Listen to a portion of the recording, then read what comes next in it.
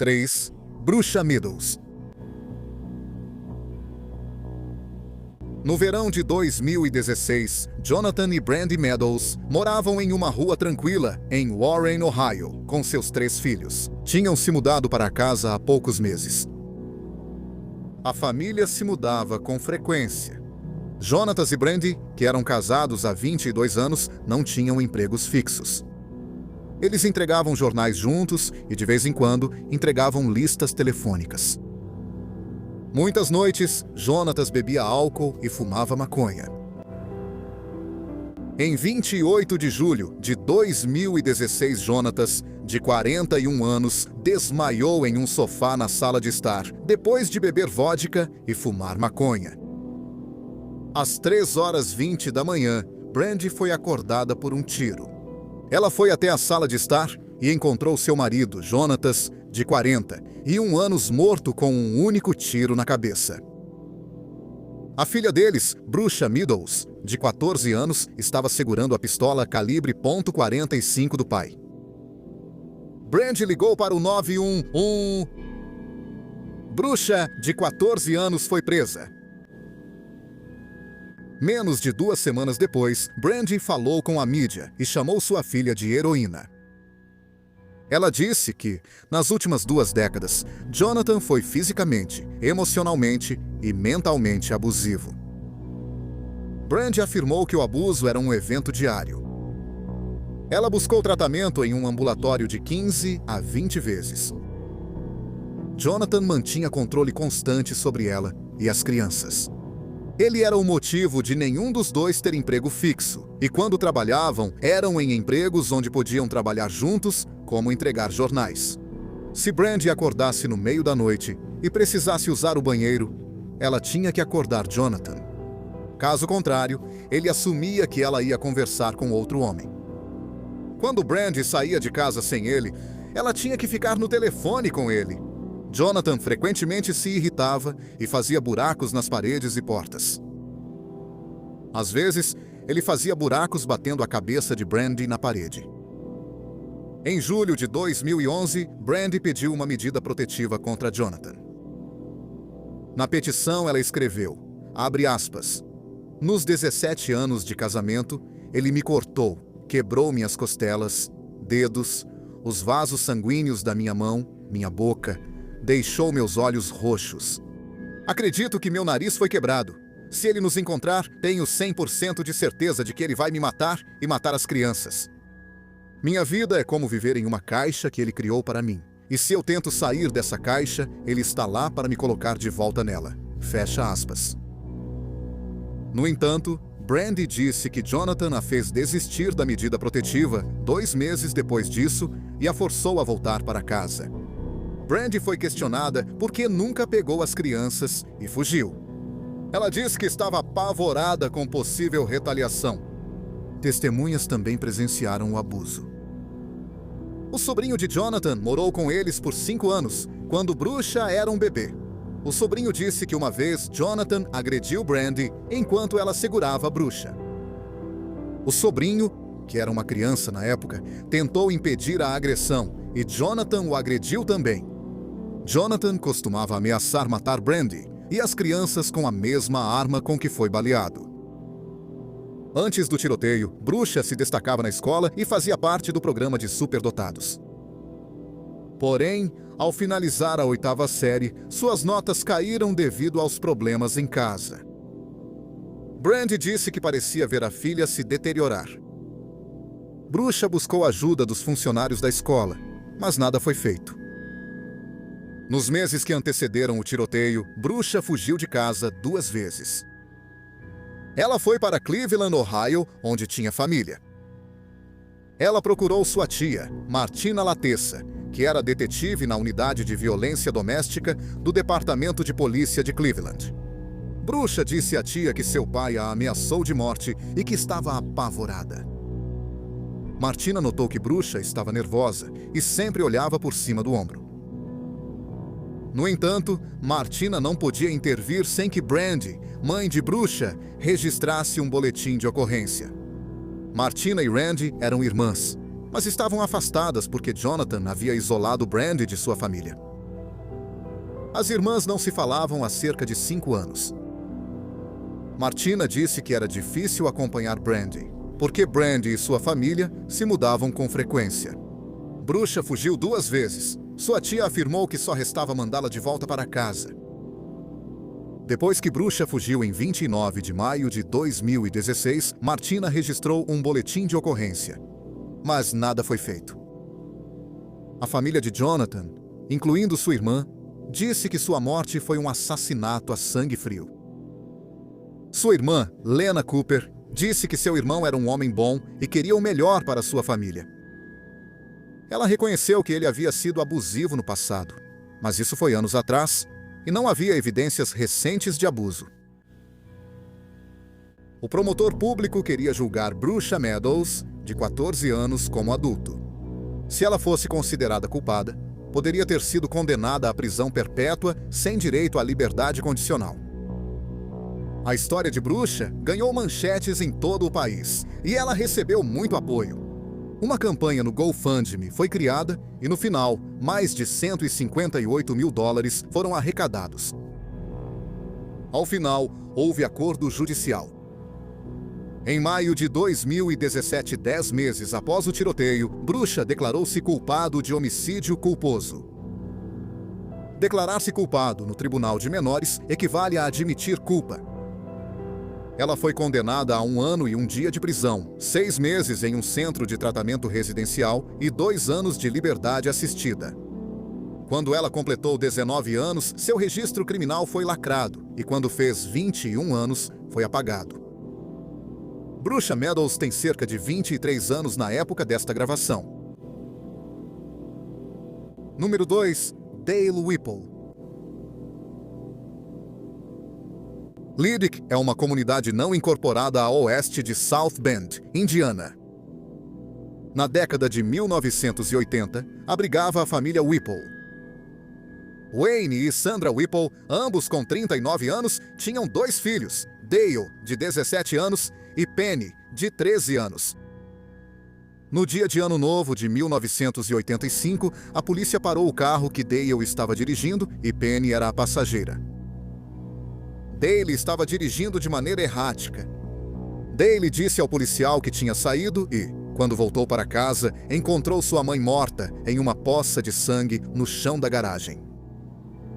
A polícia foi até a casa deles e Sandra, de 39 anos, estava morta na garagem com ferimentos na cabeça. No quarto principal estava o corpo sem vida de Wayne, de 39 anos. Ele também morreu devido a múltiplos ferimentos na cabeça. A casa estava revirada e a arma do crime não foi encontrada na cena. 5 dias após o assassinato do casal, Dale, 17 anos, foi ouvido pela polícia. Ele confessou ter matado seus pais. Ele disse que naquele dia eles tinham visitado um parente. Ao voltarem para casa, o pai dele foi dormir. Dale disse que chamou a mãe para ir com ele à garagem. Na garagem, ele atacou a mãe com um machado enferrujado de lâmina dupla. Ele acertou a cabeça dela 6 vezes com o machado. Depois, ele foi ao quarto e atacou o pai enquanto dormia. Ele o matou com 7 golpes de machado. Depois, ele chamou a irmã e entraram no carro. Ele jogou o machado no lago e eles estavam planejando ir para a casa de um amigo. A ideia era fingir que encontrariam os corpos depois de voltarem da casa do amigo. Mas eles foram parados pela polícia no caminho para a casa do amigo. A polícia encontrou o machado no lago. Dale foi acusado de homicídio. Dale Whipple foi a julgamento em maio de 1985. Ele estava sendo julgado como adulto e enfrentava uma pena máxima de 60 anos de prisão. O advogado de Dale tinha uma defesa em 2 frentes. A primeira era que Dale agiu em legítima defesa. O advogado dele argumentou que tanto Sandra quanto Wayne eram abusivos com Dale e Penny. A outra defesa era que Dale estava insano na época dos assassinatos. A promotoria alegou que Dale estava com raiva dos pais e os matou por causa da herança. Dale tinha um relacionamento com uma mulher de 30 anos, mas seu pai queria que ele terminasse o relacionamento. A promotoria argumentou que Dale decidiu matar os pais para poder morar na propriedade com a namorada. Dali testemunhou em sua própria defesa e disse que, desde que se lembra, sentia que sua vida estava em perigo. O pai dele era um veterano do Vietnã com muitos problemas de controle da raiva. Ele fez sua própria palmatória com uma tábua de 2x4 que usava para punir tanto Dale quanto Penny. Dale também disse que sua mãe havia abusado sexualmente dele.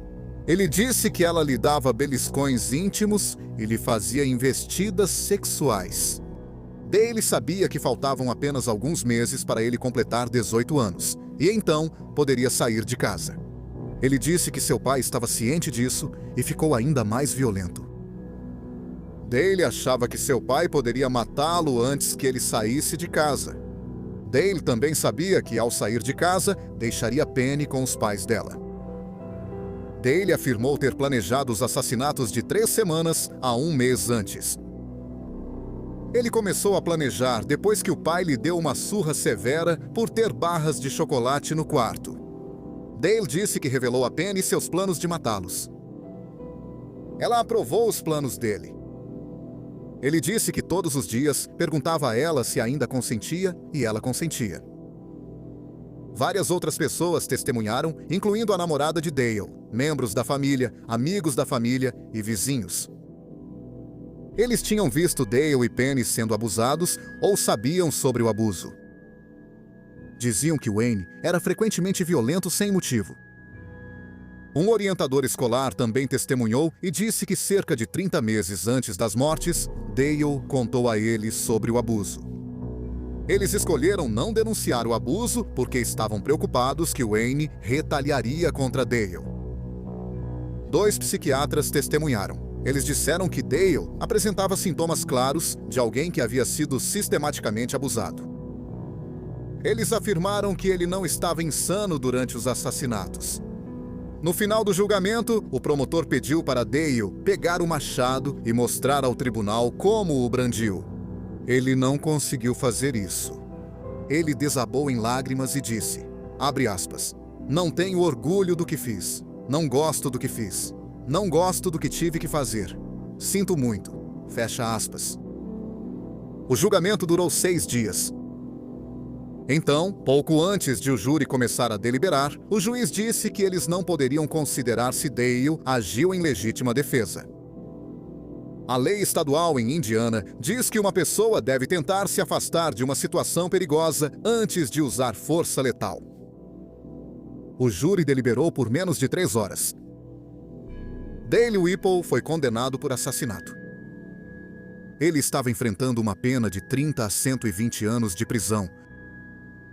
Dale foi condenado a um total de 40 anos de prisão. A irmã dele nunca foi acusada em relação às mortes. Dale foi solto em liberdade condicional em maio de 2000.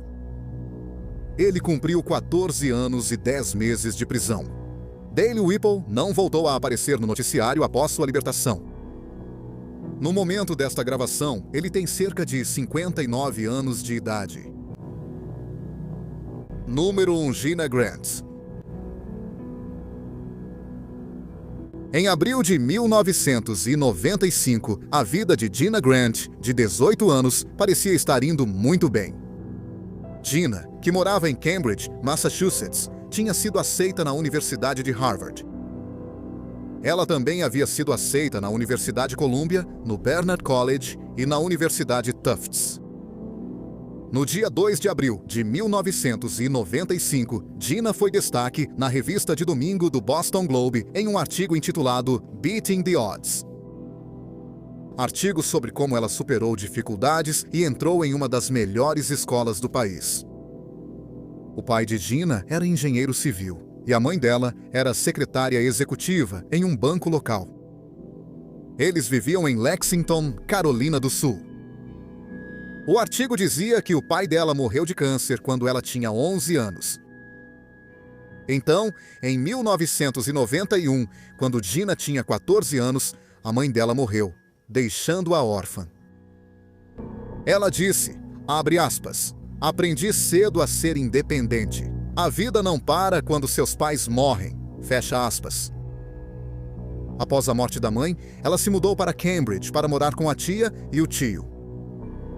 Dina disse que essa situação não deu certo.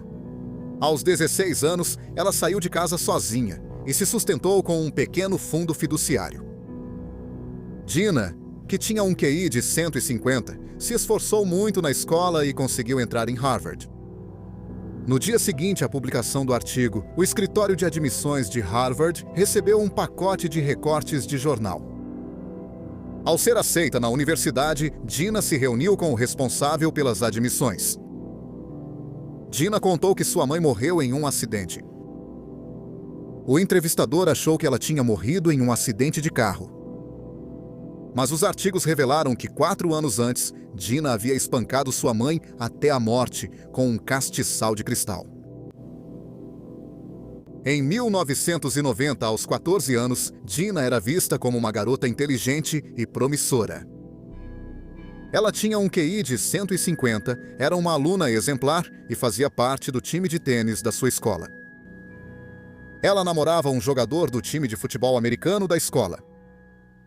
Dina morava com sua mãe, Dorothy Mayfield, e seu padrasto em uma casa agradável no subúrbio, nos arredores de Lexington. O pai dela havia morrido repentinamente de câncer de pulmão 3 anos antes. A irmã dela, Dana, também costumava ficar na casa, mas morava em outro lugar. Na noite de 13 de setembro de 1990, Dana, de 23 anos que era enfermeira, terminou seu turno e chegou à casa da família pouco depois da meia-noite. A mãe e a irmã dela deveriam estar em casa, mas as portas estavam trancadas. Ela gritou pedindo para abrirem a porta, mas ninguém atendeu. Ela destrancou a porta da frente com a chave, mas alguém do lado de dentro a bateu com força quando ela estava abrindo. Dana se assustou e foi até um telefone público ligar para o departamento do xerife. Um agente do xerife buscou Dana e a levou até a casa. Quando eles chegaram, Dina estava do lado de fora. Dina disse para Dana que ela e a mãe delas tinham brigado. Ela disse que a mãe delas estava gravemente ferida e possivelmente morta. O policial entrou e na sala de jantar estava o corpo de Dorothy Mayfield, de 42 anos. Estava claro que ela estava morta. Dorothy tinha sido espancada na cabeça e uma faca de cozinha estava cravada em seu pescoço. A mão dela estava enrolada em torno do cabo da faca. Dina foi até a delegacia e contou aos detetives uma história sobre o que aconteceu. Ela disse que estava conversando com seu namorado ao telefone. A mãe dela estava bêbada, como de costume, e mandou ela desligar. Dina contou que largou o telefone e a mãe dela disse: "Precisamos resolver isso agora." Dina disse que a mãe dela falou que ia mostrar quem mandava. Abre aspas, batendo nela, fecha aspas. Dina contou que Dorothy tirou os anéis, o relógio e a jaqueta. Ela disse que não queria sujar as roupas dela. Dina disse que, no topo da escada, elas brigaram e caíram escada abaixo. A mãe dela bateu a cabeça. Dina afirmou que sua mãe seguiu agredindo-a. De repente, como do nada, a mãe dela puxou uma faca. Ela disse que a mãe dela então falou, abre aspas, "Uma de nós tem que ir", fecha aspas, e então ela mesma se esfaqueou na garganta.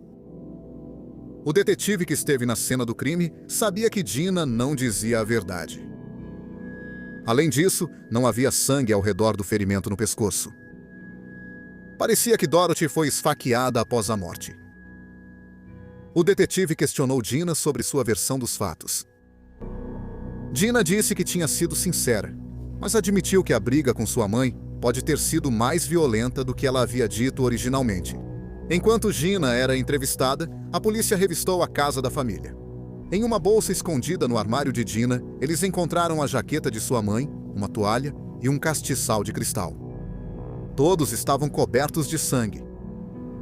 O detetive que estava interrogando Dina foi informado sobre a descoberta. Quando Dina foi questionada sobre a descoberta, ela admitiu que pode ter batido na cabeça da mãe com um castiçal durante a luta. Ela admitiu que tentou limpar tudo. Ela explicou que tentou limpar porque estava preocupada que a polícia pensasse que ela tinha assassinado a mãe e não queria ir para a prisão. Naquele dia, Gina foi acusada de assassinato. A polícia seguiu investigando a morte. A autópsia revelou que Dorothy foi atingida na cabeça pelo menos 13 vezes com um castiçal de cristal. A polícia concluiu que Dorothy foi atingida primeiro na nuca enquanto estava sentada à mesa de jantar. Ela caiu no chão e tentou se defender. Mas foi dominada e morreu pelos golpes na cabeça. Depois, a faca foi cravada no pescoço dela. Na noite da morte de Dorothy, seu nível de álcool no sangue era 0,30, indicando intoxicação severa. Um nível letal de álcool no sangue é 0,37. Muitos sabiam dos problemas de bebida da Dorothy. Dorothy bebia muito antes da morte do marido, mas passou a beber ainda mais depois. Gina virou o principal alvo da mãe para descontar frustrações, especialmente quando a mãe estava bêbada. Dorothy supostamente praticava abuso psicológico e emocional e ameaçava agressão física com frequência. Dorothy fazia coisas como culpar Gina pela morte do pai dela. O problema para Gina era a falta de evidências do abuso. Notavelmente, Gina estava indo bem na escola e parecia equilibrada. A irmã de Gina, Dana, disse à polícia que sua mãe era abusiva. Ela contou que ela e Gina tentavam esconder os problemas da mãe, por isso, não há registro disso. Mas Gina disse a alguém que tinha problemas em casa. Dias antes de Dorothy ser espancada até a morte, Gina disse à amiga que temia ser morta pela mãe. Ela disse que a mãe delas estava cada vez mais instável e violenta. A amiga de Gina contou à mãe, que ligou para o departamento do xerife. Disseram a elas que não havia nada que pudessem fazer. A polícia considerou que Gina contar à amiga sobre o abuso da mãe poderia indicar premeditação. Ela pode ter preparado uma defesa dizendo que matou a mãe por ela ser abusiva. A polícia suspeitou que Dorothy fosse abusiva, mas esse não foi o motivo de sua morte. Eles acreditam que Gina matou a mãe porque a mãe não aprovava o namorado de Gina, Jack Hook, de 16 anos. Jack era um estudante mediano com ficha criminal por pequenos furtos.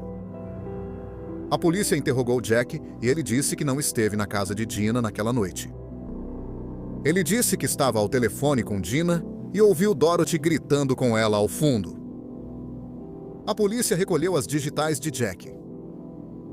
Compararam com as digitais encontradas na faca na garganta de Dorothy. Jack afirmou que frequentava a casa de Gina, por isso não era surpresa suas digitais estarem na faca. A polícia acredita que após ligar para a mãe, Gina ligou para Jack, que foi até lá. Ele pegou uma faca e a cravou no pescoço dela. Depois, envolveu a mão de Dorothy no cabo para parecer que foi ela mesma quem fez isso. Em meados de outubro de 1990, Gina, ainda no centro de detenção juvenil, contatou o departamento do xerife.